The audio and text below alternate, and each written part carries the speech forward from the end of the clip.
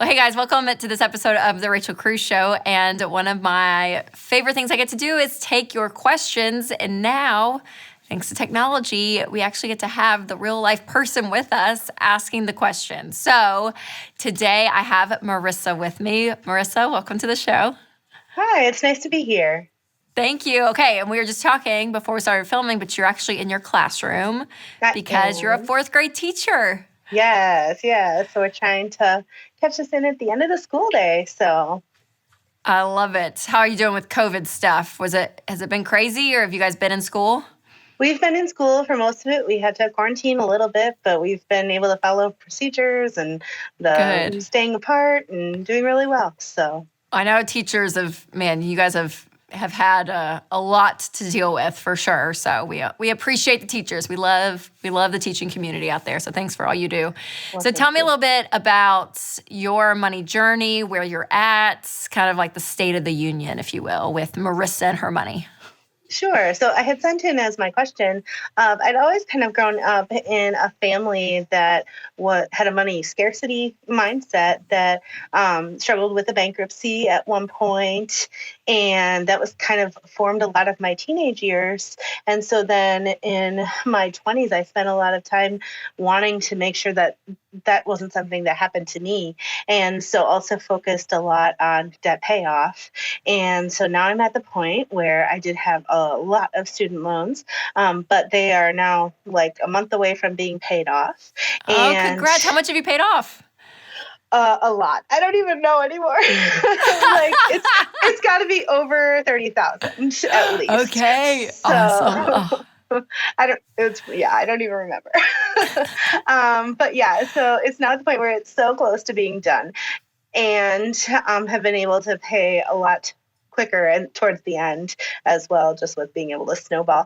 And so now I'm at a point where I want to be able to look forward and say, okay, I want to step out of that like scarcity mindset and instead be thinking, oh, I don't want to just go spend that money that I now have available. I want to be wise with it, obviously with the baby steps, but also just like struggling to really move from that mindset since it's been a part of my life for so long. So yeah, for sure. Would you say majority of people that you're around, like your friends, your family, do a lot of people kind of lean more in the genre of they struggle with money, they're kind of in debt, they're kind of in that scarcity mindset?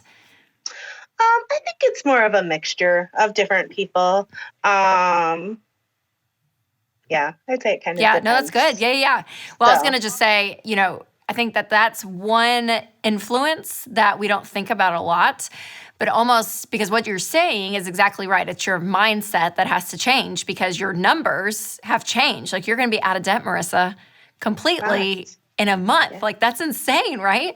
And so while your numbers are changing, you're kind of still sometimes can be in that mindset. And I find that true for a lot of people. Once they have sacrificed, some people for years to get out of debt, and the first time they're able to say, okay, I still want you to be in, gazelle intense, if you will. I still want you to be motivated to get that fully funded emergency fund.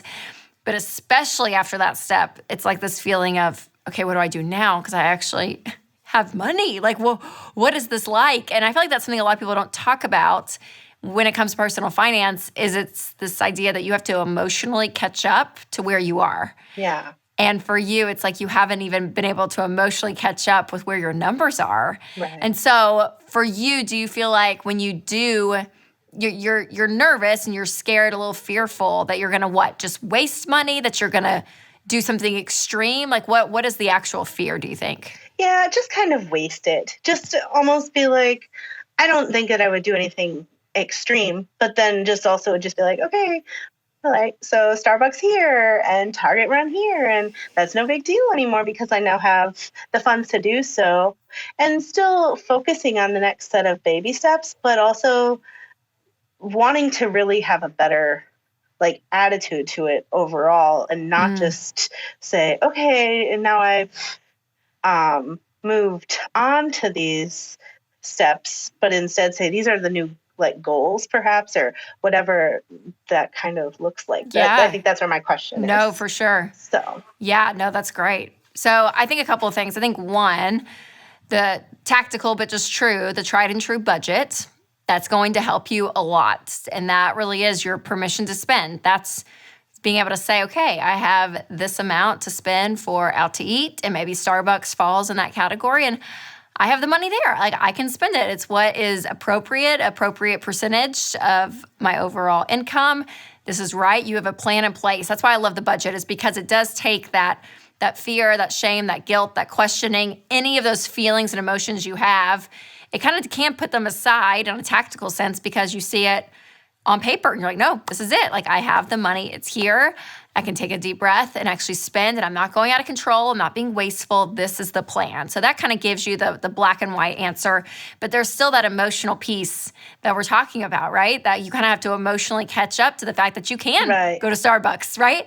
And I think some of that just takes practice. It's almost like you're in this new way of life and these new habits are being formed, and it's going to take some time. So even, we talk about change is uncomfortable, and change is uncomfortable when you're doing something new, even if what you're doing that's new is good and exciting, like where you are. Like, you're actually getting to spend money, and that's new and that's exciting, but it still can be a little uncomfortable. So I think it will take a little bit of time to kind of settle in, to say, okay, this is really where I'm at. But I think that budget is going to give you a lot of guardrails as well.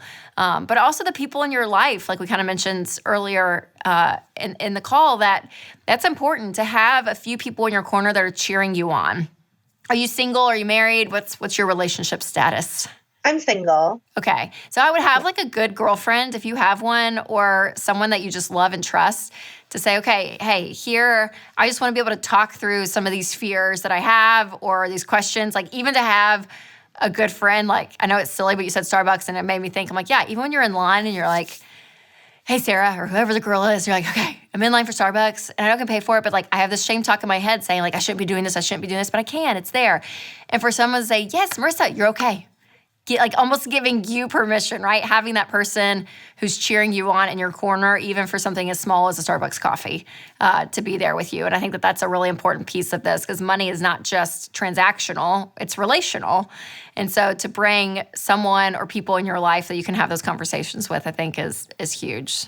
Yeah, that's like, seems really freeing almost, because then it's like, okay, you do have this budget where you can spend this much and not have to worry about it or feel that guilt or that shame, but then still also know that I have all these other goals with the next set of baby steps that I want to keep going forward with. And so I think that's where I wanted to find that balance. And so, yeah, that seems really helpful. So. Yeah, and even for something like baby step 3 that you're going on is your 3 to 6 months worth of expenses. And that can be tiring too. Like, it takes a while to get that baby step 3 even complete. So even breaking it down into bite-sized pieces like we do with the debt snowball, when you're paying off debt, doing that, saying, okay, once I have 1 month down, I'm going to go out for a glass of wine with a friend, or like have like a little bit of a celebratory thing, right? Like, okay, I did that. Like, to be able to have these little wins along the way. And I love bite-sized stuff. Like, that's so my personality. Even if I'm making a to-do list at home, I'll like type stuff on my phone that I've already done just to put the little emoji check mark next to it, right? Like, I'm like,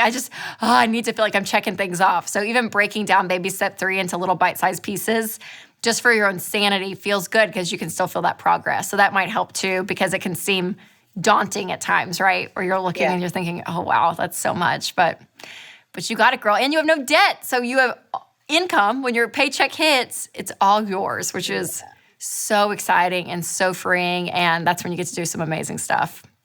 Mm-hmm. Yeah, super exciting. So. Awesome. Well, thanks, Marissa. Thanks for calling in so we could chat a little bit and hear your story. And I know it's extremely encouraging for a lot of people, because everyone watching is, in different parts of their money journey. And I know it can be defeating at times. It can be exciting at times. So it's fun to kind of walk through it with different people. But you're kind of at a celebratory point. So I'm excited for you, and congrats on being debt-free next month. Much. So exciting. Thanks, Marissa. You.